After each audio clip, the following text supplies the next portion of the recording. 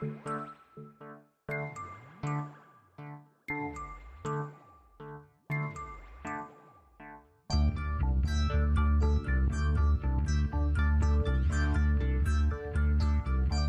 is Continuum Drag, a weekly podcast revisiting television sci-fi, fantasy, and everything in between. This week, Misfits of Science, Episode 1. This is Billy talking now. Look, I know what we're asking is a lot here. But you've got to try to think of what an experience like this could do to help Gloria, too. Help her to use her powers constructively. To build her confidence, her self-esteem. To show her that being weird is special. That weird is okay.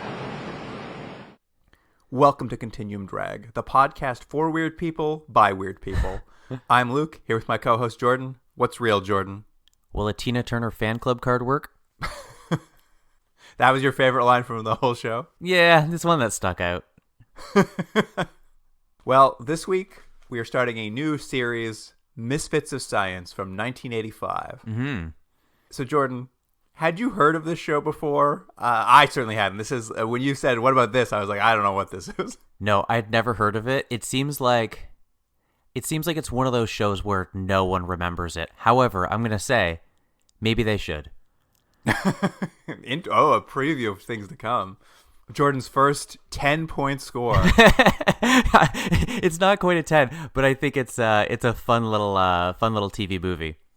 It aired on NBC from October 4th, 1985 to February 21st, 1986. So that's kind of the world this show is living in at that point. Mm-hmm. And before we get into it, Jordan, I just thought we'd have a look at the world around Misfits of Science. Did we watch any other shows at this time? No, there's no shows happen in this space of time. Weird. Is it? Okay. Well, I just think of all the shows we watched, you think there'd be an overlap, but I guess that we've found that sweet spot. I think we've done every single year in the 80s then. You think so? I I'd think love we're probably to know pretty if we close. have. That's very curious. Yeah, someone else can look it up. Well, what was happening in the world is November 20th, 1985, Microsoft releases Windows 1.0. Oh, wow. Finally, the future's coming, Jordan. Windows is here.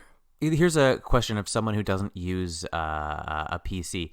Do they still do that? Do they still call it that operating system, or have they gone on to like fun things like they're like Ferrari or whatever? What do you mean? It's called Windows still.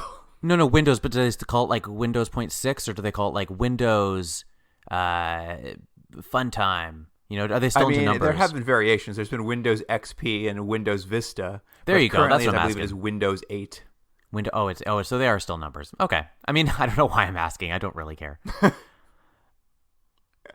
You're very excited for a crazy name. Like, what do they call the OS on Mac? It's like Mac Puma or something. Yeah, it's always something stupid.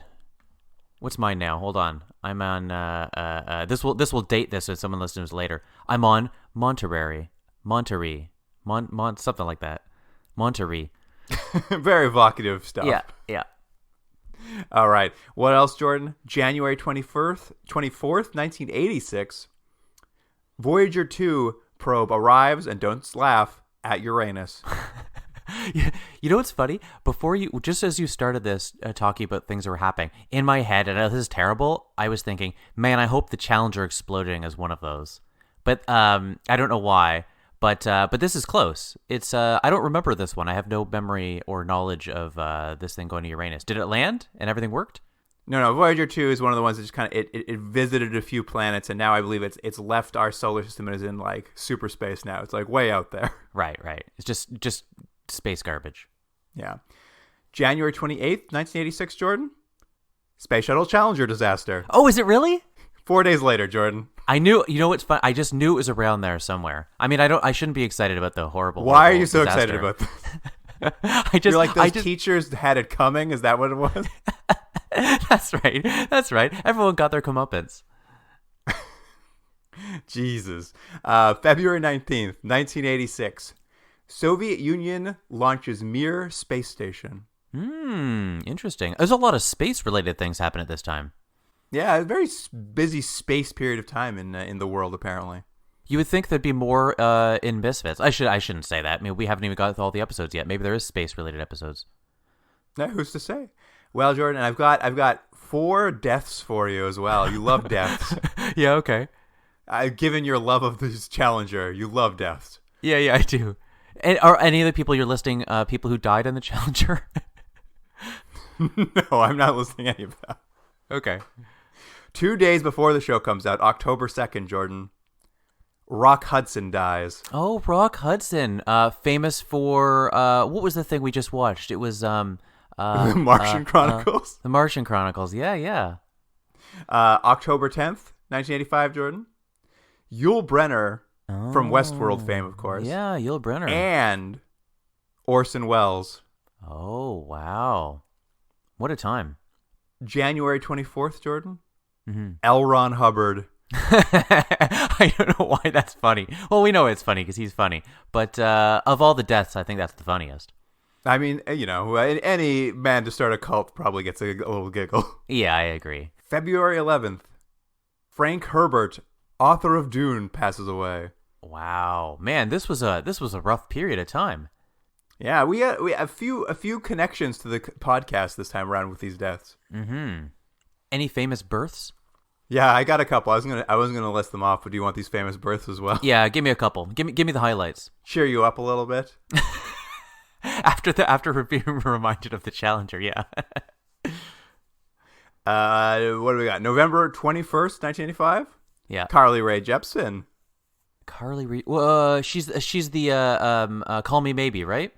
Yeah, she's the Canadian pop star. Right, yeah. And December 5th, Frankie Muniz. Oh, it's what's his face? Old Malcolm in the Middle, right? Malcolm in the Middle gets born. He's one of those guys who unfortunately stayed looking the same forever, but he's just sort of like a piece of fruit that's like being left on a shelf, you know? It's hard to be a child actor, I think. Yeah. They want you to come in with a certain look, but they don't want you to have it after a certain age, but that's just what you look like. Yeah. All right, Jordan. Shall we get into this episode? Let's do it. Here's the IMDb summary for Episode 1, Deep Freeze. Doctors Hayes and Lincoln are researchers in biological oddities for the Humanidyne Company. When they find a man still alive after being frozen for 50 years, their greedy boss fires them and takes the Iceman to use for military experiments. And I've truncated that slightly, but that was courtesy of Jean-Marc Rocher. Jean-Marc. Weird. Jean-Marc. Is it Jean-Marc? Jean-Marc, yes. Yeah. I don't know why it matters.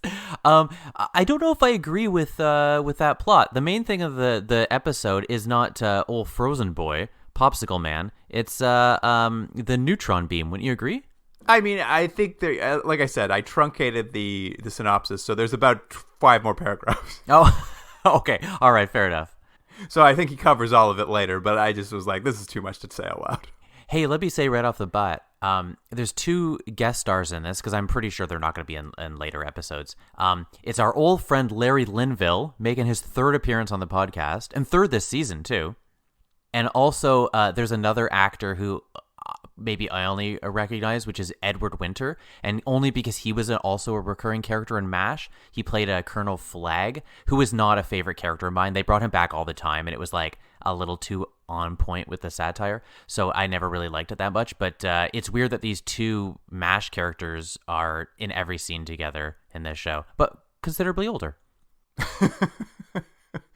I love that everything is just somehow MASH related. Yeah, it really is. Well, it's just like, I think when you have a cast of like 10 people, it just like, and it's on for 20 years, it's just what's going to happen. This show, Misfits of Science, starts off with I thought was a pretty cool little Universal monster homage. Mm-hmm. Yeah, it's got that like classic organ music going. Yeah, and you've got a big office tower shot at kind of a canted angle that gets hit by lightning, and like the signage lights up as it's hit. And this is because inside a strange-looking sarcophagus is being powered up by the lightning, and it's a cryogenic unit designed in 1937 for billionaire Howard Hubert, I believe they called him. Mm-hmm. So it's supposed to be like a Howard Hughes type thing? I think so. And this unit was in storage for all these years because I guess it never worked properly. But like the man who had built the unit, Arnold Beefneater, had come in, I guess, to help try to fix it, and it got frozen inside at some point 50 years ago. Okay, I'm glad you caught that because I didn't. And throughout the course of the episode, by the time we get to like the 3rd act, I kept thinking, Did they ever explain why he's a frozen guy? Because we'll just say this now. He's going to get unfrozen pretty soon, and he only ever really says Amelia because of Amelia Earhart, which we could talk about. But I don't know if that all connects together very well from this explanation. Does it hold together? What do you mean? I mean, I understood. Well, I understand, but like, why is he only ever saying Amelia Earhart? I don't know why. I don't actually, and here's the thing. Well, we can talk about it now. He's unfrozen, and he essentially just looks like 7 foot tall frozen Orson Welles. Yeah, yeah. He has this. They've done this similar sort of like, it's like what you'd think you'd see in a sitcom. He's like a little bit silvery bluish color, and he's got like white eyebrows because they're frozen. And yeah, but he's played by I can't remember his name. It's Mickey Jones. I recognize him, but I couldn't tell you what he was from. Yeah, Mickey Jones is like a musician, actor. He's also from The Band. The Band? That's right. No, great. That's amazing. Yeah, I mean, he's having fun. But yeah, he is sort of this like Iceman, painted blue, and he only ever says Amelia. And midway through the episode, they're just going to make the assumption he's saying Amelia because that's also the year Amelia Earhart went missing. But I kept waiting for the turn where they reveal like Amelia was also his like wife's name or something, and he's seeking his wife. But there's never another turn. He just always yells Amelia. That's why I was confused because I guess I was waiting for the same thing. I was like, what's going to be the connection as opposed to like, I guess it's the same as if it was 1939 and he gets frozen and he comes out and just keeps saying Hitler. Like, I guess that's the point. It's like just a timestamp for him. Why of all the names would you pick that one? Well, because okay, I'm sorry. It's I don't know. It's it's fine. It's fine. It's just very funny to me that it's 1920 and it's Charlie Chaplin. Charlie. Out of curiosity, Jordan, what would you say is Charlie Chaplin's most famous role to you? The Tramp. Okay, good. Why? Were you... I thought for sure you'd say The Little Dictator because all you thought was Hitler. Well, I see your point. I'm just kidding, Jordan. Do you remember when Charlie Chaplin's body was stolen? Do you remember that? I do remember when we read that little piece of trivia on one of these shows. What a bizarre little epilogue to one's life. I mean, it's weird to be famous, I think. I think so. I think that sums it up. Yeah, it's just weird to be famous. Weird stuff happens. I mean, when someone eventually steals your body, no one's going to report on it. No, exactly. They're going to do whatever they want with it for the rest of the time. I mean, honestly, who cares? Go to town. What do I do? I'm not using it anymore. I'm astroplaning. You're astroplaning. And as listener can't see this, but Jordan made the moves of surfing on a surfboard. That's what it's like. All right, Jordan. Well, this frozen man that they've taken from this rich man's storage unit in his giant thing. Can I mention something? In the credits, he's credited as Arnold, and then in quotes, Beef, and also in quotes, Iceman, Beef Kneader. So I think they never figured out what we're supposed to call him. So do you want to call him Iceman or Beef?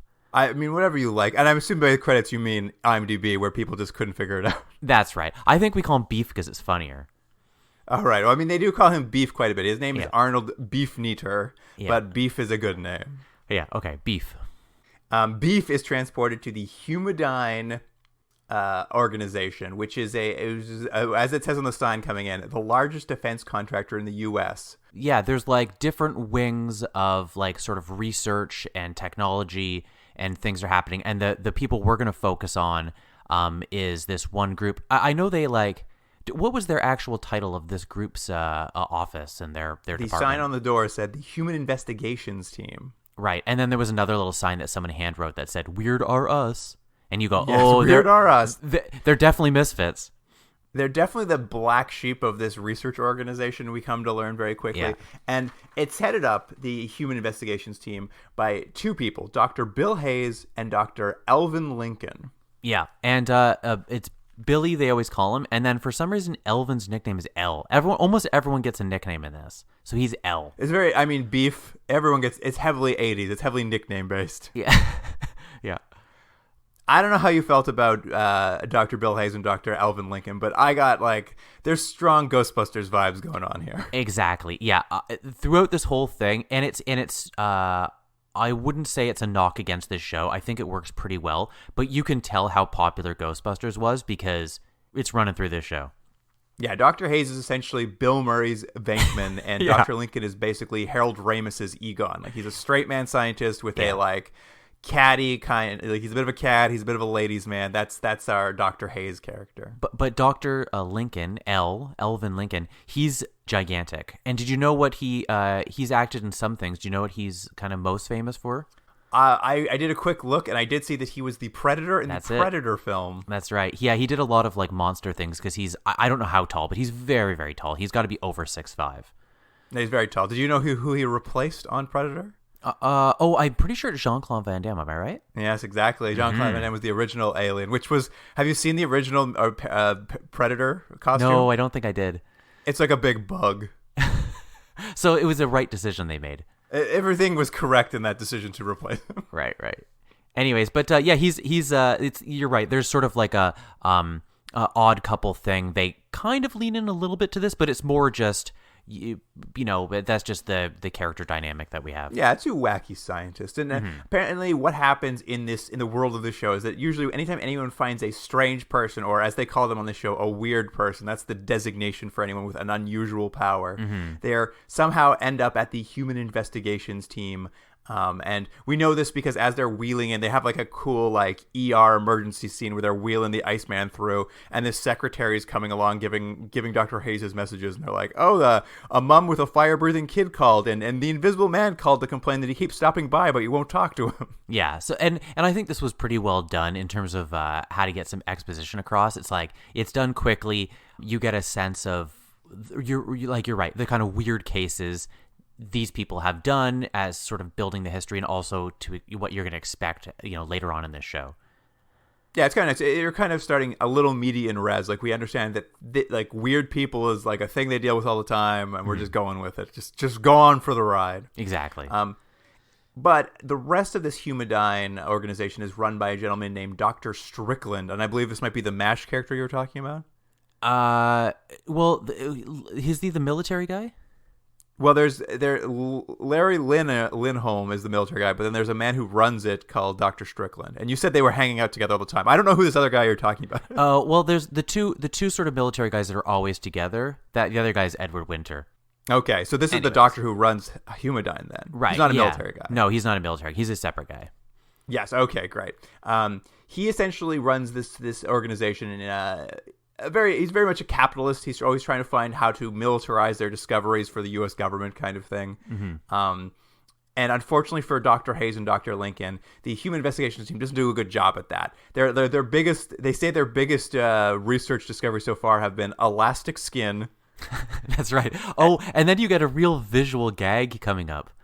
Yeah, they pan the camera over, and there's one extremely large rabbit that's a giant puppet, and then one extremely small rabbit that's just a tiny rabbit, and they're like, and we made these two different sized rabbits. It's funny, I wasn't sure what to think when I saw that, because it's so sort of arresting, but it definitely sets the tone of the kind of, for lack of a better term, zaniness you're gonna see in the next hour and a half. It's sort of like anything goes, just have fun with it, don't think about this too much.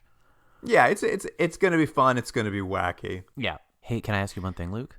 Yeah, of course. Would you rather have a really small rabbit that stays small all the time, or would you rather have that big rabbit?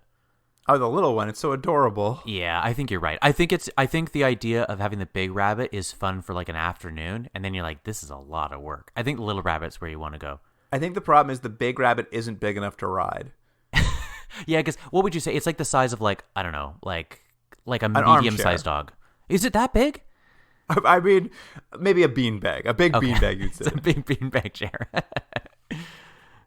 At any rate, as Hayes and Lincoln have this big doctor show opening where they're getting dragged in, what we're kind of learning is that the frozen man needs his life saved, his heart rate's dropping, they can't figure out why, and they're able to piece together, it's somehow he needs to stay frozen, or as he warms up he will die, so they as he's having his heart palpitations or whatever, they throw him into a freezer, and it kind of evens out his thing, and they're this whole frozen man's weird thing is he needs to stay very cold or he dies.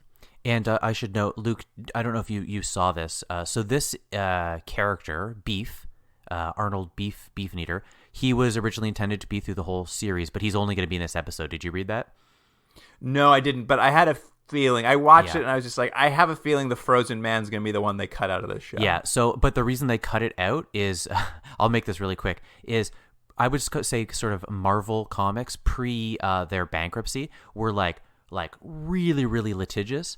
And there was a character, I think there's also named Arnold Beefeater or something similar. And they just said, if you do this character, we're suing you. And because they have a similar character. Oh, whoa. So Marvel personally ended this. Yeah, they ended it. And so they're like, all right, we'll get rid of this character. So that's why the character's gone. That's very funny. I mean, maybe we would have finally found out who Amelia was if he had stuck around, but we definitely don't get any payoff in this episode. But anyway, looking forward, I think it is the reason where they're going to have like their sort of like Ecto-1, their vehicle's an ice cream truck. And I think the whole point of it was that you could always have this character be in there because he's in the freezer. But he is gone after this episode, and they keep the truck, apparently, which I think is fun. It's a fun little Scooby-Doo-esque sort of thing. That's funny. I didn't realize the ice cream truck was also going to become their regular mode of conveyance. Yeah, that's it. It's very funny too because in this opening sequence where they bring Beef into the Human Investigations team, he's showing up in an ambulance that is the Ghostbusters ambulance. I know, it's funny. At any rate, they're doing this off on their sort of side, and while they're doing that, the Dr. Strickland, the man who runs the organization, he's teamed up with a U.S. general, a general named Thale, and I believe this is your Larry Lindholm. That's right, friend. Linville, yep. And Linville's actually great in this because he's playing a real war hawk. He's like chomping on a cigar. This is probably the best character we've seen him play, I think. Yeah, he's doing the evil military general exactly like you think it would be. Like he's just a cartoon character and he's going for it, and it works well for this show. Yeah, I've of all the things we've seen him in this year, I was like, oh, he is the best in this right here. Yeah. Yeah. At any rate, what has happened is Humadyne has created a neutron beam, which is a beam that I assume destabilizes atoms in an object and like kind of obliterates it. Is the idea? Yeah, yeah. It's like a horrific sort of Death Star-esque military weapon. Yeah, and it's essentially going to be the next atomic bomb. And Thale's like really excited for it. He really wants the edge in the Cold War, and they've for some reason they've invited all the senators in Congress to have dinner. They're all just sitting around a table eating as they pitch them the idea for this neutron beam.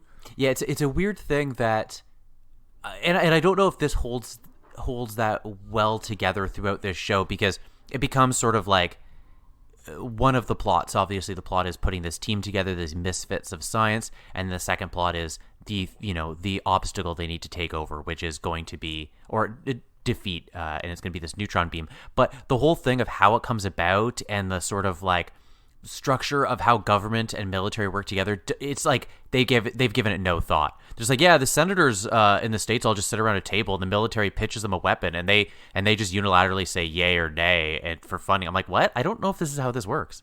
That's exactly how it works, Jordan. Everybody knows. Anyways, but they do have that sort of like Dr. Strangelove bunker-esque sort of round table. They all sit around as they're pitching this military weapon.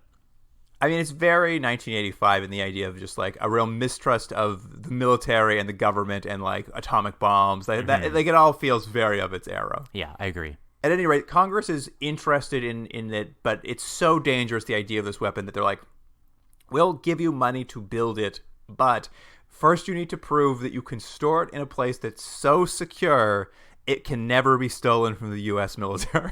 Yeah, which is such a weird like plot point, because it is going to be the whole point of this, is that it's not so much that the United States has this weapon, is that it's a secure weapon. Yes, really the plot is not that whether they build it or not. Congress is on board. Yeah. They're just like, we just need to know it's going to be so safe it can never be stolen. But of course the big twist is that General Thale and this Dr. Strickland actually have already built the weapon and tested it and like blew up an island in the ocean. They just keep watching this footage on repeat. Yeah, he like loves it. He just keeps watching it. It's his favorite thing. And they're just like not telling anyone they built it. They want to get approval first, and then they'll have built it very quickly, kind of. Yeah, it's the very ask forgiveness later sort of strategy. But there's an older scientist who works at the organization Humadyne, and I guess he used to be in charge, but he's been demoted, and now Strickland's there. And his name's Dr. Mumquest, or as he's called most episodes, Dr. Mum. Dr. Mum, yep. And he like is trying to tell Congress it's not a great idea because in all the computer simulations they've done, the beam has destabilized the world and blown it.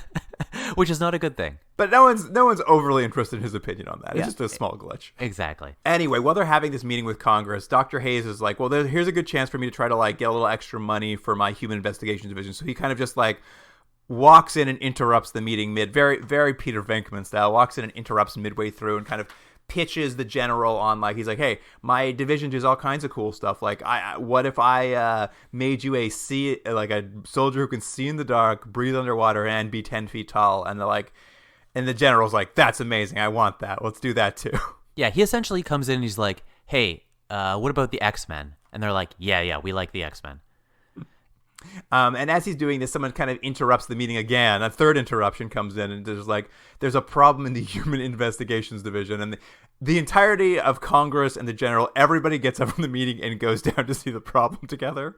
Yeah, as you would. And what it is the frozen Iceman beef. He's just trashing the entire lab. He's freezing things by touch. He's screaming Amelia. And General Thale sees this, and he likes what he sees. He's like, I'm into this giant frozen man. Yeah, I do like that this happens a few times where the general, anytime he sees like a superpower or something, he's never worried about what's happening. Like people are getting killed or vehicles are getting destroyed. He's just like, I could use that. That's useful. That'd be good. I want that. Yeah.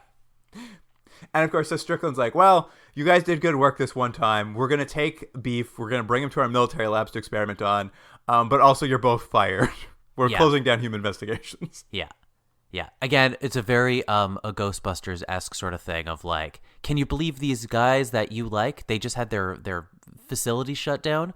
Exactly. The man has shut them down. Exactly. And we get into now is that they kind of leave and are kind of discussing what they're going to do with themselves now that their investigations are done. And we get some of the most insane character development scenes I've ever seen for Dr. Alvin Lincoln.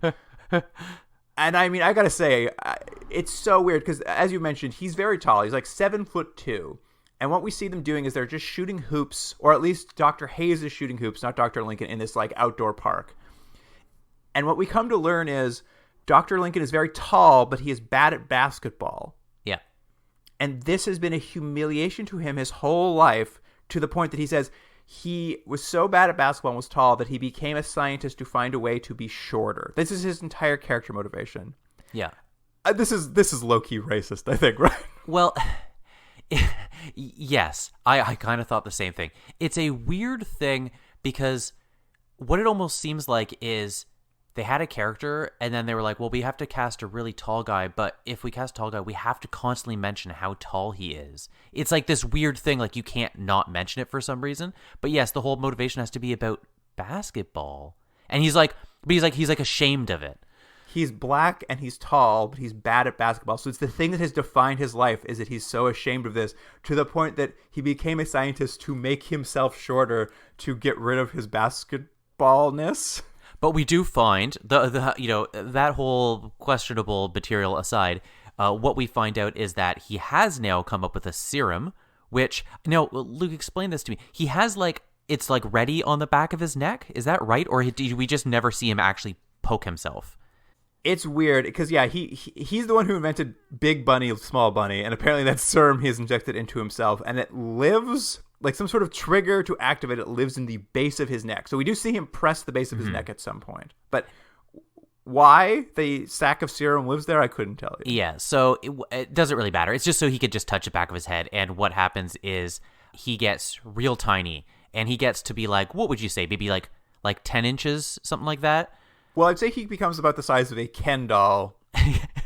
Yeah, that's right. And what they say is it takes 14 minutes for the hormone to wear off, which I like is a little inbuilt sort of thing. So you know that he's not going to be stuck that way, and also it's not going to present too many problems where they could just get around any problem by making him small. Yes, well, he says he can be small for 14 minutes, and he can only use it once an hour. Oh, that's right. That's once an hour. All the rules are set very quickly. Yeah, I think all the characters... Oh, no, maybe not Gloria. I think all the characters have inbuilt things to keep them from being overpowered. Yeah, I think all the weirds will meet over this. They all kind of have like a limit to how much they can use their power. Usually it's not a lot, and then they are tired and they have to regenerate. Usually is the case. And let me just say this: when we're eventually going to beat Johnny B, near the end of this movie, they go, "Hey, Johnny B, can you do something?" He goes, "I'm tapped out," and then they do that about 4 times at one point. Like they just keep coming back to him, and I was like, "He already said he's tapped out." They're like, "Now?" And he's like, "Guys, I'm tapped out." And then 2 minutes passed. They're like, "Now?" He's like, "I'm tapped out." And I was like, "Guys, why are we putting this in the show?" Anyways, they need you to know people get tapped out in this show. Yeah, but it's just like over and over and over. I'm like, "He told you once, enough." It's the pilot. They need to really drive it home. At any rate, Dr. Lincoln basically is just like, "Hey, listen, why don't we try to get our unit back? I've made myself small. I can make myself very tiny now. Why don't I offer myself up as like proof of concept to make soldiers tiny? I'll give myself over to the military in order to get our department back, basically." And this is kind of where they reveal that in their time with that job, they've actually met a lot of weird people with crazy things that they've never told kind of their bosses about. They've kind of been protecting the weird people of the world, the X-Men, if you will, of the world. Right. So this is kind of, you see there are maybe more out there that they've encountered but not told anyone. That's why the military doesn't realize there's such a useful organization. Mm-hmm. But back at Humanidyne, Strickland and the General, they're very excited about this Iceman they've captured, and they're also very excited about their new neutron beam. Like, everything's going well, and Dr. Mumquest kind of catches them as they're discussing and also watching that video on loop for some reason of the neutron beam, and Dr. Mumquest is just like, "Hey, you can't do that. I can't believe you built it. You lied to everybody." And they're like, "Oh, well, you've caught us, so I guess we're going to torture you to death by running experiments on you and the Beef Man." Yeah, I didn't quite understand what that was, because what it almost seemed like was they were doing some sort of like consciousness transfer something, because I think they were hooked up together, but I was like, for what purpose? And the answer is they don't explain it. No, they don't explain it. I was either, my assumption was because I mean, also, like, I guess they're so powerful they can just murder the second in command and no one will notice, but whatever. I think the idea was they were going to put the Beef Man and Dr. Mum together, and I guess they're going to see what would happen if they maybe try to transfer the frozen powers to him. It's unclear. Right. But at any rate, they drag him off. They're going to strap him to a bed. They sedate Dr. Mum, who I don't think we've mentioned is approximately 95 years old. So he's very, very old. He's quite old. But they sedate him, but he's still able to sort of like get up in a state of sedation, find a telephone, call Dr. Hayes, and kind of warn him that they're going to do some military experiments to Beef, and that kind of like triggers Dr. Hayes and Dr. Lincoln to like do something. They're like, "We got to put a team of weird people together and save Beef." Mm-hmm. Exactly. And first up, of course, is the rock star, Johnny Bukowski.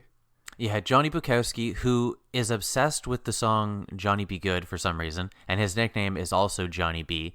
And the little bit of backstory we get on this is that him and Billy had some sort of falling out of sorts. So when Elle and Billy show up to, like, he's like lives in like a trailer or like a little house in the desert sort of. As soon as they show up, they're like, "Oh, I guess I wonder if he's gotten over our fight," and he like shoots lightning bolts at them. So you're like, "Uh-oh, there's gonna be tension here," but it's only for like 2 scenes. Yes, Johnny B got fried by 20,000 votes at a rock show he was performing at, and it has turned him to give him the ability to absorb ambient electricity and shoot electricity out of his fingers. 1, 2, his eyes will glow when he's charged up, and 3, he can move as fast as lightning. Yeah, and didn't he remind you a lot of that Greg Evigan movie? Oh, that's the Sun Man. Yeah, whatever that movie was. It was very similar sort of character where he like pulls electricity out of stuff. I mean, that one was he just gets powerful by being in the sun. Oh, that's right. Yeah. And didn't he have to wear special sunglasses? I don't remember. I think if you're an electricity person, you have to wear sunglasses. It goes with the territory. Well, I mean, you should wear sunglasses if you're a cool guy, Jordan. That's right. And they really want to push the idea that Johnny B is real cool. As you said, he had gone to see the Human Investigations team years ago after he got this power to try to get some help from Dr. Hayes and Dr. Lincoln. And you did mention there's some bad blood there, but I guess you didn't catch what the bad blood was, which was crazy to me, is they say that while he was there, Dr. Hayes would like hassle him and shoot him with a water gun. I didn't remember that. And at first I was like, okay, that's weird, but like I guess maybe, it's a bit annoying. But later we will see Johnny B gets his foot wet for 2 seconds and gets a bad electricity burn from it. So that means while this man was seeking help, Dr. Hayes was squirting him with a gun, causing painful electricity burns on this poor man who was there trying to get help for this like problem he has. Dr. Hayes sounded like a bit of a monster. Yeah, it's funny. We've seen versions of this character before as a lead to his show. He maybe pushes a little bit more into the like, you're right, that's sort of like Bill Murray, Peter Venkman sort of character, but there's a lot of like, ain't he a stinker? When a lot of times you're like, oh, he might just be a horrible jerk. Yeah, so it seems like people maybe like him because perhaps he's bad. Like we even have because there's not enough for one love story. There has to be two that they kind of hint at in the show, and later on we're going to meet a character that is essentially like someone that Billy was dating, but he was just horrible to. That's like the thing, and she's like angry at him because he was horrible to her. Ain't he a stinker, Jordan? Yeah, ain't he a stinker? At any rate, there's this bad blood, but he's very easily convinced. Johnny B's like, okay, I will come with you. After Dr. Lincoln reveals he can shrink to be tiny, and he's also weird now, so maybe all weird should join together and be heroes. And it doesn't take much convincing because we need to move on with the show. Yeah, and I agree. This actually moves at a pretty good clip. Like they don't spend too much time worrying about things. The point of the show is this is going to be fun adventures with fun characters that have powers. Don't worry too much about the details. Yeah. And they go to pick up their next recruit, who is a 20-year-old Courtney Cox. Mm-hmm. She's so young in this, huh? That is crazy. She's playing a character named Gloria Dinello, or as they call her, Glow. Glow, that's right. Yeah, and here's the weird thing. So she has powers we're going to learn, which are sort of like, I guess she can use her mind to like push and pick up and sort of like move objects around, like she's Professor X or something. She's like Carrie. Yeah, she's or like Carrie. But when we meet her, she's like in like a mental ward of some sort. No, it's kind of odd. When they introduce her, we see her at a mall, and her powers are going crazy, and the mall's being apparently torn to pieces by her. Mm-hmm. We're sort of told, and then the next time we see her, we realize she's got a probation officer, Jane Miller, who is for some reason also a main character on the show, even though she does very little other than, I guess, she's sort of there to be the person who protects Glow. Yeah, and as I mentioned, she's the person who had the previous relationship with Billy, because we found that when he was trying to help Gloria in a similar way to Johnny, he was also then like having an affair with her probation officer. He's a real monster. Yeah, I don't know.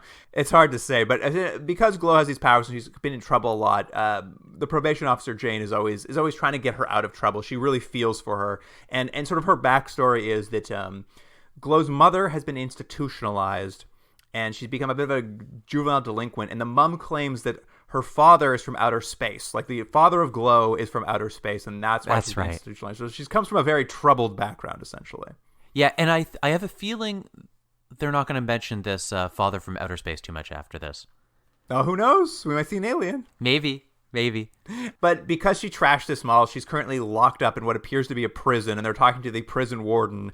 Like, the probation officer is trying to get her out, and then for some reason Dr. Hayes shows up, and this prison guy, I guess maybe Glow's been there before, but the prison guy's like, oh, Dr. Hayes, you're here. I'd love to help you with whatever thing you want to do to Glow. Like, he doesn't want to let Glow out until Dr. Hayes shows up, and then he's just like, absolutely, you can take her out of prison, no trouble. But again, this show, it's not their concern about these details. They're just like, don't worry about it, everyone's on board because we need to keep this thing moving. But I do like that also, Glow also does not like Dr. Hayes. When they open the prison cell to let her out, she uses her mind powers to literally rip a toilet off the wall and throw it at Dr. Hayes. Yeah, he has made quite the impression on everyone that he's met. He would have got so badly hurt by that toilet. There's no way they would have let her out. That's a lot. That's quite a bit to throw too. A toilet. She is very powerful. Yeah, very powerful. At any rate, the team is now assembled, and they're like, all right, we gotta go save Beef from the thing. And he's not only has he gathered them, but he also for some reason has basketball uniforms that I guess he created for the human investigations team and their like corporate basketball squad, the Misfits of Science. Yeah, I feel like he's one of those people you sometimes get in an office who are way too jazzed about working together, and they're like, "I made shirts, everyone." You're like, "Oh, okay, sure." But I do like they're just like, I've got these. These are now our new team uniforms. Everybody has to get dressed up in a Misfits of Science basketball outfit, complete with tracksuit. And they do. Absolutely. They climb into their ice cream truck, which, as you said, is I think to hold the Iceman to keep him cold, but largely is unused. They just drive around in an ice cream truck. Yeah, it's just like, isn't it quirky? They drive over to Humadine. They get past some military guards by Glow uses her telepathy to steal their weapons, and they like hold them at gunpoint, basically. I have a question about this scene, though, and not to dwell on it too much, but they try to get into the facility. There's military guards there with like machine guns, and Billy sort of, this is where he uses the Tina Turner line, but he sort of tries to talk his way in, and when that doesn't work, then Glow pulls the guns out of their hands and gives it to the Misfits so they can get through. But I was thinking, I'm like, what was his plan A to talk his way in, and plan B was to use the powers? Because it seems like you have the powers. Why not just do that for the beginning? And I guess the point is that we can see how hilarious Billy is. Well, I think the idea is Dr. Hayes. Is his first name Billy? Is that what he is? Billy, yeah. Yeah, I think the idea is he's such a scoundrel, a rapscallion. Because what we see immediately after this, too, is like, there's clearly no plan to get past those military guys. And then when they get to the door to enter the building, it's locked as well. And he I think the idea is just like, they're all like, he's like, trust me, I've got a plan. And when you get there, he's like, he hasn't thought anything through at all. Right. So and you're supposed to be like, oh, what a silly guy. Yeah. He's a card. Johnny B then blasts open the door because it's locked, as you say. But what I liked about this is he blows the door in, and then because of this, like the explosion, all the fire, what do you call it? The sprinklers. The sprinklers, excuse me. The sprinklers all go on, and I thought that was a pretty well done limitation for Johnny. So it's so they can separate the characters, and you don't have them overpowering the villains. It's like, okay, well, Johnny can't go in now. He'll be outside while the other ones go inside. Yeah, he'll stay with the ice cream truck. Everyone else goes inside through the rain because he doesn't want to get burned. They encounter some more guards, and once again, Glow kind of uses her telepathy powers, which is just like when she uses them, it's just a close-up of Courtney Cox, and then they just go from like positive to negative images on her face really quickly. Exactly. And in this time, she lifts the two guards off the ground, pins them to the ceiling, and spins them around like a top. Is how she's dealing with these guards. But what's interesting about this is you have her then now stuck because she needs to, I guess, visually see what she's doing. So Johnny's stuck outside. She's now stuck, twisting these guys up on the ceiling. And now we're down to Billy and Elle. And Probation Officer Jane. Oh, and Jane's there, who also doesn't do anything. She's always just kind of there. Yeah. I mean, this is the point. Is they need to get rid of these other two. Every character uses their power and then gets stuck behind, so that each new power, each because they're all too powerful, so you really need to like leave them behind so that Dr. Lincoln can get his chance, Elle can get his chance to use his tiny powers, which is they get to the labs, they see Beef and Dr. Mum inside, but the door's locked. But there's a little vent over top of the door, so Elle shrinks himself down to Ken doll size. They throw a string over the door, and he climbs over, and he's like hanging off the string, and he needs to swing like he's on a little swing to kick a button that says "unlock the door," basically. So you get a lot of pretty good effects work of like him on a green screen being tiny in front of stuff, and like they did like a nice POV shot when he's swinging. I was surprised by how good the like tiny man work was. Yeah, and I'm curious to see in future episodes the situations they find themselves in that becoming small helps, because in this sort of thing I get it, like there's sort of like he can get through things to open doors and stuff. Other than that though, I don't know how useful that power is. Maybe I'm not enough of an Ant-Man fan. I mean, Jordan, I think they're just going to write every episode to force it to happen. Yeah, like it's unfortunate when you see a power that's like, this is not that useful. You're like, well, I guess I'll have to watch how they try to shoehorn this in every episode. Right. Anyway, but you're right, the effect is pretty good. He has to use his momentum to sort of swing and hit the button, which opens the door, and then they're able to get to old Beef, and I can't remember the other doctor's name. Old man. Dr. Mum. Dr. Mum, yeah. I'm curious to see, because obviously it's the pilot, it's a 2-hour pilot, so it's got a lot more time and money put into it. I am a little worried that the effects work on the miniature stuff will get like worse. You know, it's not top notch, but they're doing a good job of like 1980s miniature work here. We'll see if they're able to keep it up as they go. You make a good point, though. This has a pretty healthy budget for what it is. There's a ton of cars, a ton of military vehicles. There's helicopters. There's explosions. There's special effects. Like, this looks like they put some decent money into it. So that's not a slam against this show at all. Like, it looks like, obviously it's 1985 or whatever it is, 1986. When was the Challenger? I base everything on that, pre and post. So the effects obviously have aged, but for the time period, I'm like, this looks like a pretty decent TV movie. No, absolutely. I would say the only thing, and it's very funny, it made me laugh quite a bit, about the miniature work around Dr. L, is that at times they need Dr. Hayes to interact with a tiny Dr. Right. L. And occasionally they'll shoot it so you see a tiny version of him and he's looking up and talking to him with a green screen. But they need him to pick up the Doctor. And so what they've done is they're trying to not focus on it, but they've literally put like what I think is a Ken doll on the ground. But the actor playing Dr. Hayes treats it with all the care of an actual plastic Ken doll. He like just grabs it and like tosses it around, and it just like looks like you would have killed that man. That's right. Oh, and I should mention one thing we haven't said, which it's kind of funny, and I'm going to say realistic, which obviously I understand it's not realistic because he's shrinking himself. But when Elvin shrinks himself, he, of course, is now naked because his clothes don't shrink. So I think it's going to be like a running gag through the show that they have to keep like finding him clothing either when he's tiny or when he grows back to normal size. I mean, they do the joke a couple of times where he's got Ken doll clothes one time, and the next time they have to wrap a jacket around his waist when he comes back. Mm-hmm, exactly. But yeah, right. Anyway, they save Dr. Mom. They save Beef. And did you notice this? For some reason, in the interim, someone's made Beef a refrigerator suit.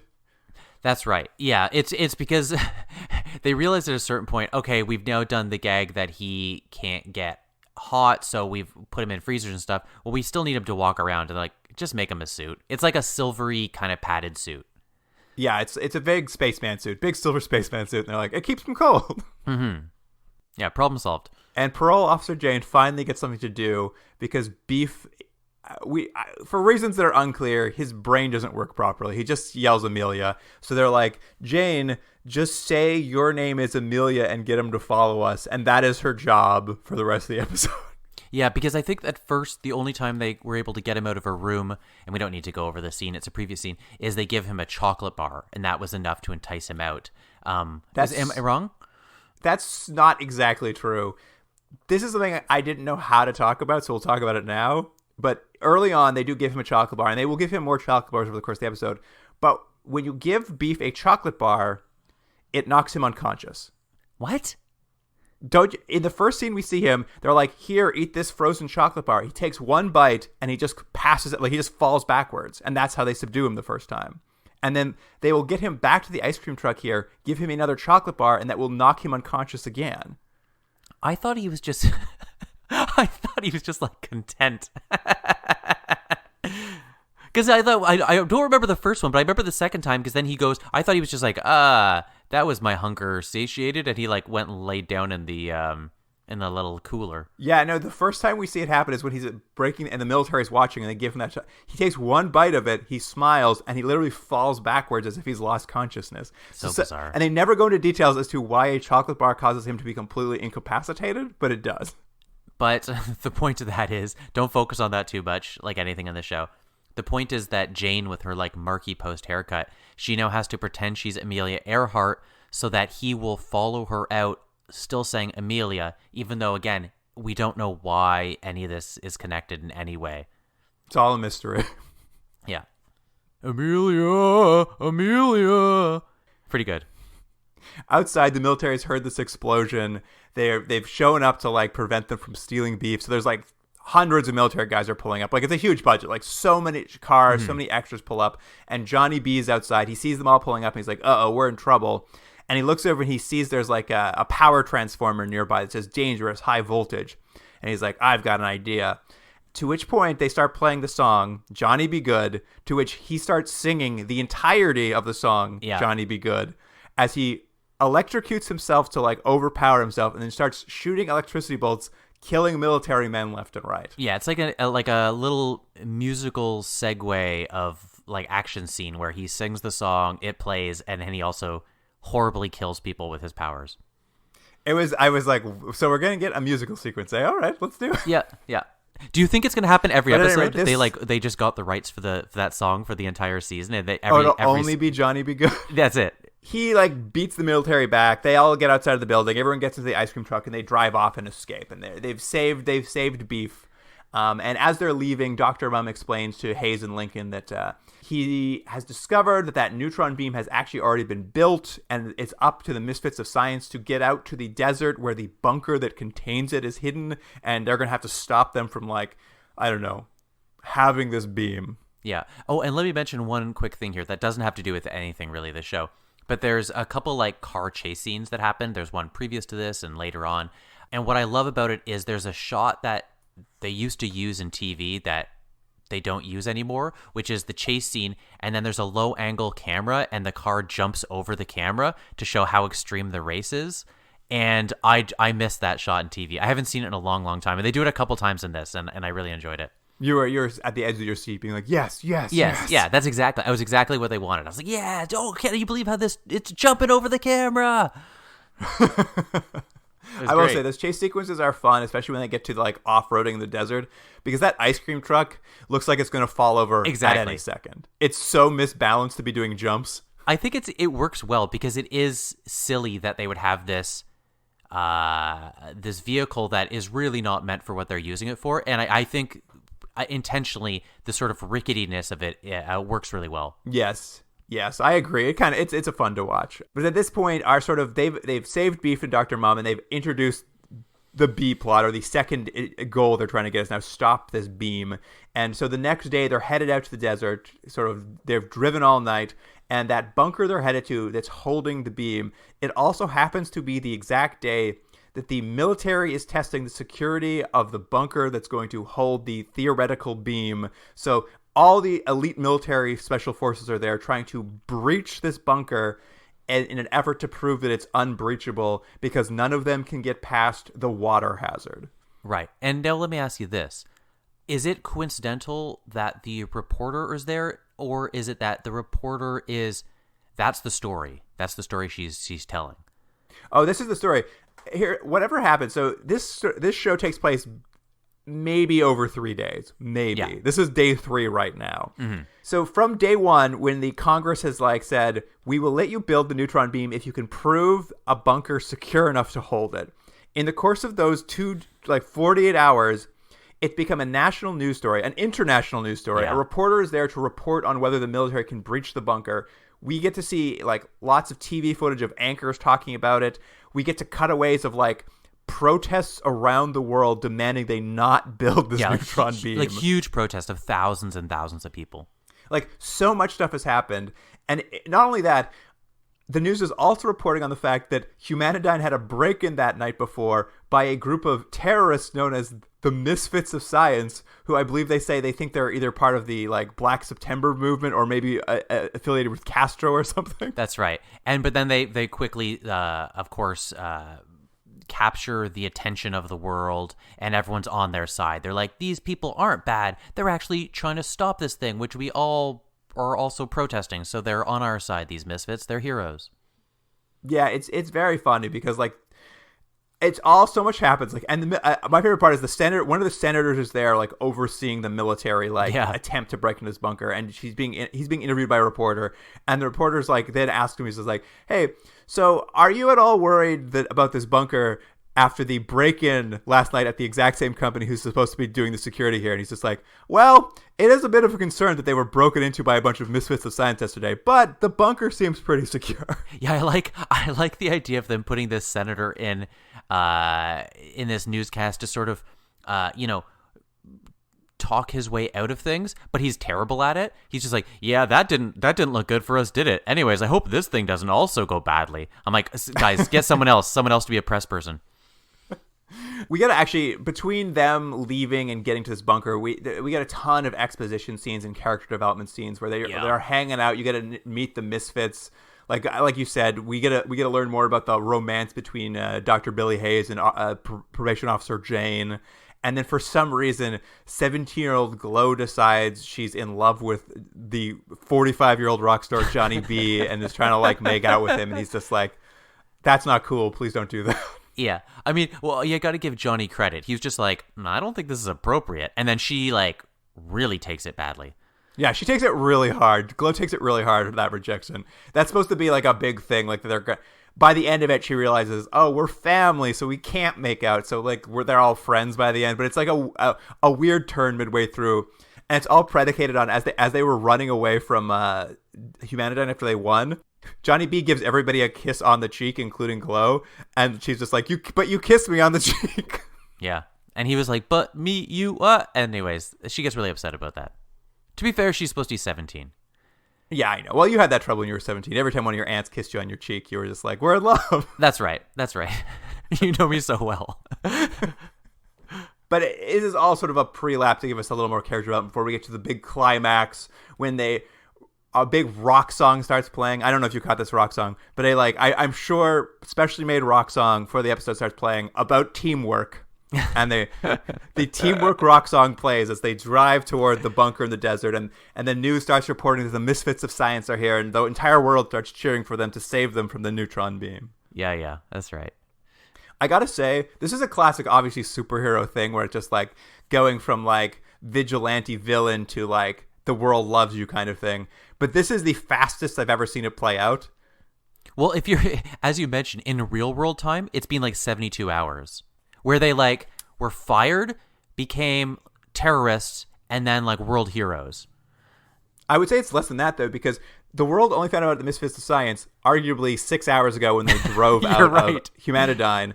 They woke up in the morning to news about them breaking in and thinking they're terrorists. And in the next sort of like 2 hours, they arrive to like destroy the neutron beam. In that 2 hours, people just see them pull up in a van. They're like, well, they're heroes now. But I do like Misfits of Science for life. Because as you mentioned before, there's sort of like a lot of shots of protest and other newscasts and stuff. But what they also cut to is reactions of people, and one of them is Billy's mom, and she like faints at like the hair salon when she sees what he's doing. And there's like the other probation officer, whatever, and there's all these other people, and I'm sure you caught this. They go back to who I think it's the secretary that works at Humanide. Yeah. And she's just watching soap operas.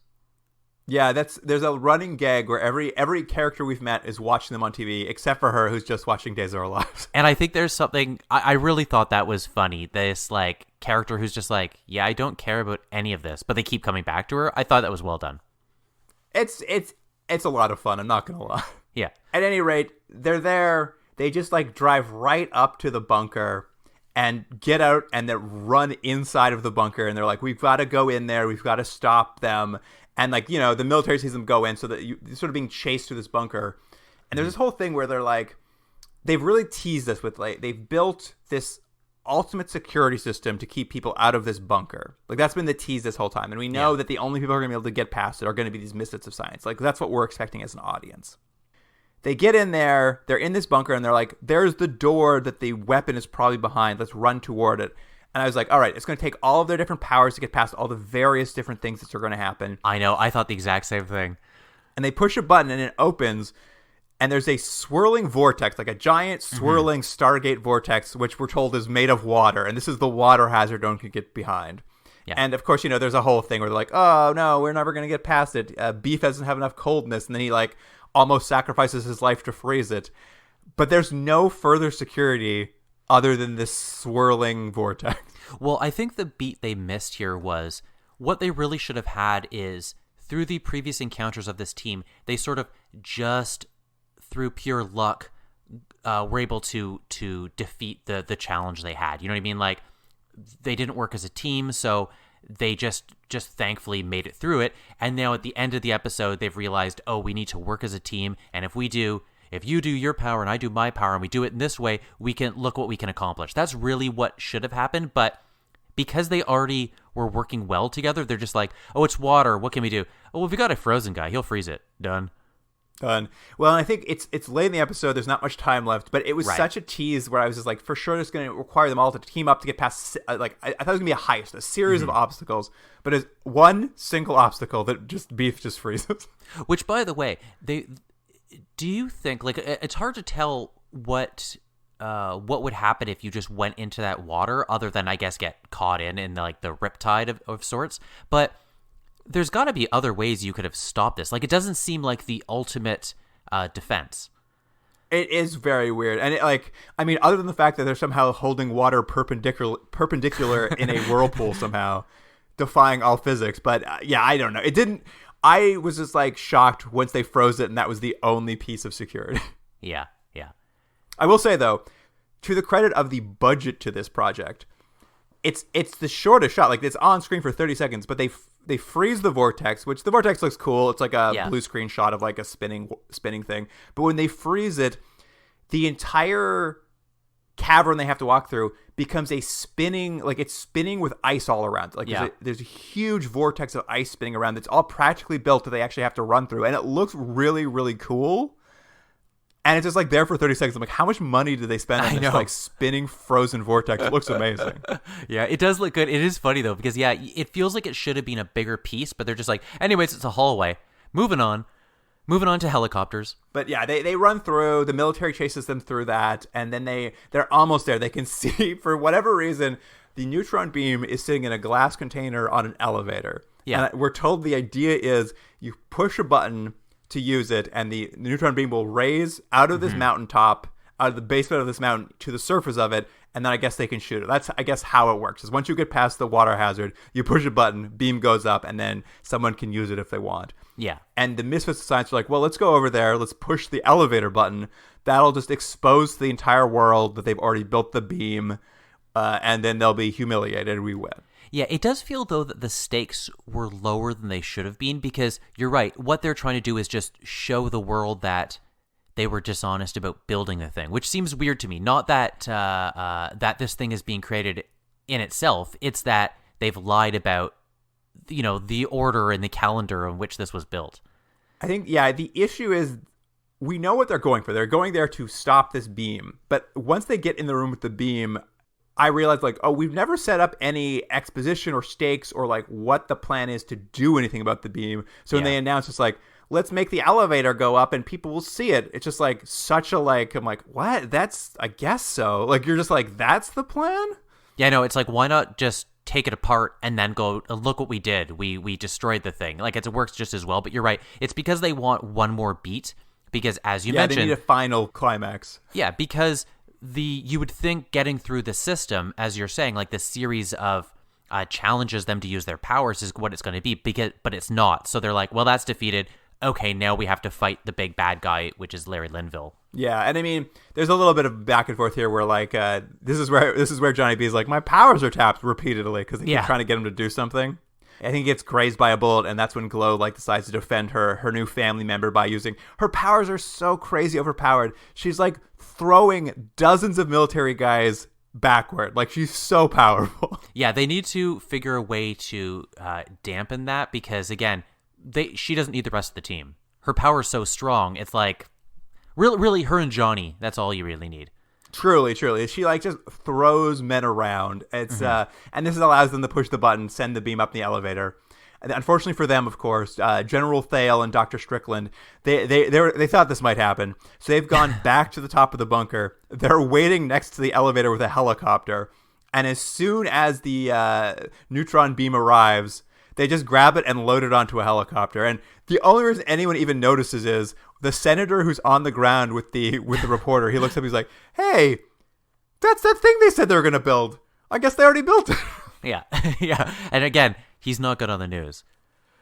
I would say that was the thing. It was so funny because it just comes up in like this thing. I was just like, if the plan was to expose them to the world, they could have gotten away with it very easily. No one would have seen the beam if the senator had pointed it out. Exactly. But the point of this is the military now has this beam. It's on the helicopter, so they're now like a huge flying weapon. Yeah, I mean, the military, the rest of this starts getting insane. Like, it's just because you need a big bad guy in a finale. Yeah. But the general and Dr. Strickland get on this helicopter. They're flying around, and the senator turns around to one of the military guys who's on the ground. He's just like, hey, we can't let them take that beam. Shoot them out of the air. And the military guy's like, I don't know if I can take orders from a senator, but I guess fire a warning shot at them? Like, military structure broke down immediately. Like, he immediately fires at his own general. The general is just like, well, I didn't enjoy that warning shot. I'm going to start killing all of my men on the ground. My own men. I'm going to start blowing them up with this neutron beam. And he, like, blows up hundreds of military guys on a mountain. Well, they don't really set him up as an insane person, right? And that's the sort of response he has, is that he's maniacally crazy. But it's just like, why does he do that? It's like, oh, because we need him to be the villain.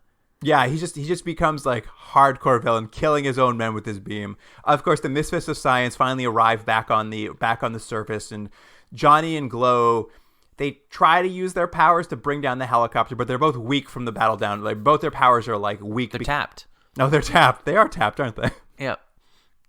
And they try to bring it down, and of course the helicopter knows he's there. So the general's like, pivot this helicopter. I'm going to blow up the Misfits of Science with the neutron beam, and the payoff we've all been waiting for since the beginning of the episode finally happens, Jordan. It finally happens. Is there is a military helmet on the ground near the feet of Dr. Elvin Lincoln, a man notorious for his inability to play basketball.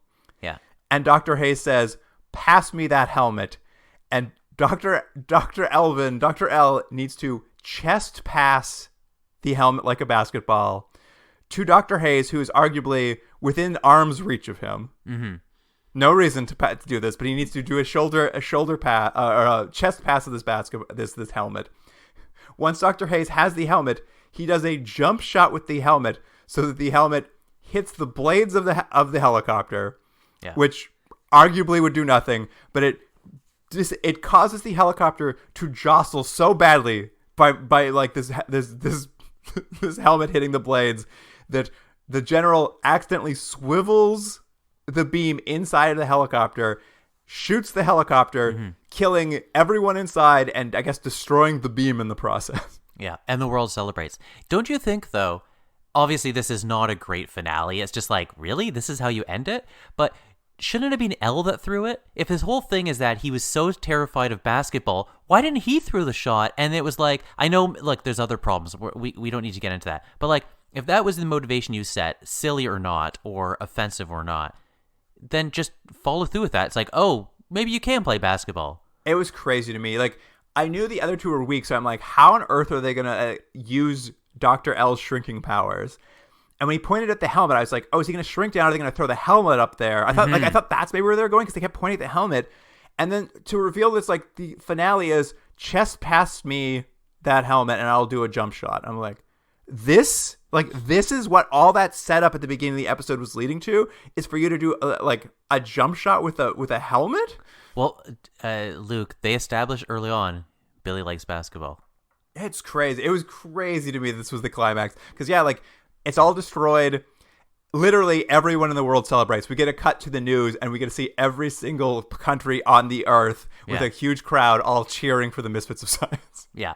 Now, do you think they're going to have to retcon this a little bit and have them be less famous? Because you'd assume now, based on in world, they're the most famous people in the world. My assumption is they're going to be like the Ghostbusters now. Like, they're going to get calls, they're going to go cases, and they're going to go out. They're going to be like a private company who goes and solves problems. That's what I think that's headed to. So I think it's good. I think they want everyone to know about them. No, but all these characters that's my bet. Maybe or maybe not in love, because we get like a scene with like Jane and Billy making up from him being a jerk, and they like kiss, and you're like, oh, so they're a thing now, maybe. I was surprised that Dr. Billy and Probation Officer Jane kissed at the end. I thought they'd give us more will they, won't they, but they really let them have it right at the end. But I'm sure they'll go back to a little will they, won't they in the next episode. Yeah. But I also like that, basically like, oh, we're a team now and a family and everything's good. And then they high five each other. And it's like freeze frame credits. And you're like, oh, that's great. Then they have the weirdest, what would you call this, denouement after the credits? Remind me, I've forgotten already. They high five, credits go on, the music, you're like, what a good time, I love this series, I want to keep watching episodes. Then we cut to the secretary who was watching the soap opera, and she just turns off the TV and then walks out. Like, you, the audience. I was just like, but why? Is she like is she an evil character we're supposed to follow, or is it just that she doesn't care? Like, I didn't understand what the point of it was. It's just so funny, Jordan. I guess. Because she didn't know anything that happened. She watched Days of Our Lives. Now it's over, and she's gonna go about her day. She missed the whole thing. I'm glad they added that in. The entire climax took place during a single episode of Days of Our Lives. That's right, and that's the show. That's the first episode. And I have to say, we've watched a lot of TV series, to varying degrees, and a lot of these sort of like movie length pilots. And sometimes they work better than others. Like we were saying, some of them, sometimes you get sort of like two things jammed together, or it just feels like an episode that's stretched out. This felt like an actual, like the plot was enough for a movie. Like whether you like it or not, it felt like an hour and a half worth of content. Yeah, no, I think structurally it actually feels like a film, 100%. Like the beats are all there. Yeah. It all kind of comes together. Like, if this were just a one-off pilot, the ending would be a satisfactory ending. I would agree. I think all the pieces are there. It's very big budget. They put a lot of work and effort into this. Like, it feels big. It feels big. Yeah, I'm curious to know in subsequent episodes if this is what the show is going to look like. Like, is this the budget? Is this the tone? Is this, like, I have a feeling it is. Like, I'll say this as we, rate this real quick. I don't think this is not a great show. This is not a show where there's nuanced characters and there's complicated plots or there's interesting morality or anything like that. However, it's a fun show, and it's a show that, and I can't put this maybe better. It knows what it is, and it knows what it is very well. And I think a lot of times for these shows, there's this confusion. You get this like tonal questionability where you're just like, what kind of show are you trying to make? Like the jokes don't quite work with the action, or the characters don't quite work with the setting you have. But this show, for all intents purposes, is like, hey guys, these are fun, cool characters. They've got fun powers, and they're gonna have a good time along the way. Don't you want to watch this? And I think it's very clear what this show is and what it will be. Well, what do you want to give it, Jordan? Now that you've given your little breakdown. I'm going to give it, I thought this was a really good little pilot. I'm going to give it a 7 out of 10. Room to grow, Fair enough.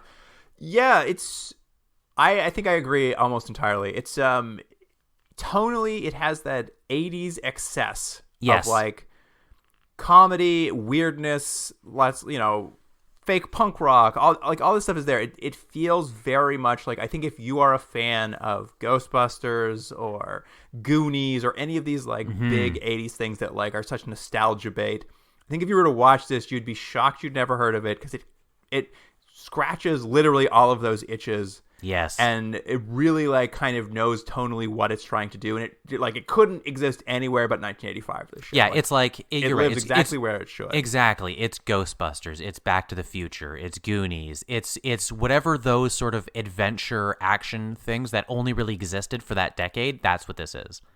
It's bringing that energy that's half camp and like half weird, and it's just like, don't worry, just have fun.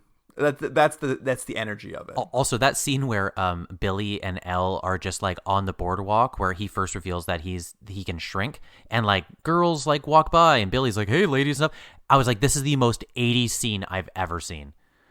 Yeah, 100%.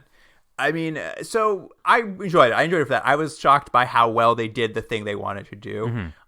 I agree, it's not perfect, and I honestly, I don't think this is going to hold up for very long, but I think as a pilot, it's like an exceptionally well done pilot. That's what I'm worried about. Even though not all of it works, but I'm giving it a 7 as well. Yeah, I'm worried that you're right, that this is sort of like the highlight, that they were like, this would be a really fun movie that you'd accidentally come across sometime, and maybe they don't have the legs, but we'll see. We'll see how it goes. I think the problem is the powers. Well, there's a couple things that's weird. Let me just mention. We're gonna learn, as I say, that the beef is not going to be in this anymore.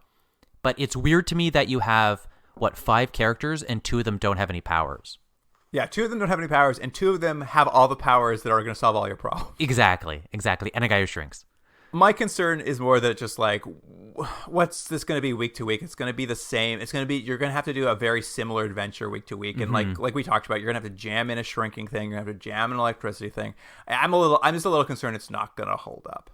Yeah, well, we'll see how it goes, but you're right. If it's done well, you won't notice that they have to have Johnny stand back, or they you'll have to jam in the shrinking thing. Hopefully it works a little more organically, but also this show only had one season, so probably not. Yeah, well, we'll find out. I will say, though, if you want to watch a weird unsung pilot, it's definitely worth the watch of this pilot. I agree. All right. Well, that's it for this episode. So, listener, you can email us continueddreg@gmail.com as always. And on Instagram and Twitter, we'll have some clips of the various weird superpowers from the show, the X-Men to be, if you will. And you can find those at continueddreg@gmail. Oh, no. That's not right. At continueddreg. That's the handle. That's how we do that on Instagram and Twitter. And that about wraps it up. So, listener, thank you for joining us. And Jordan, I'll see you next week. I'll see you then.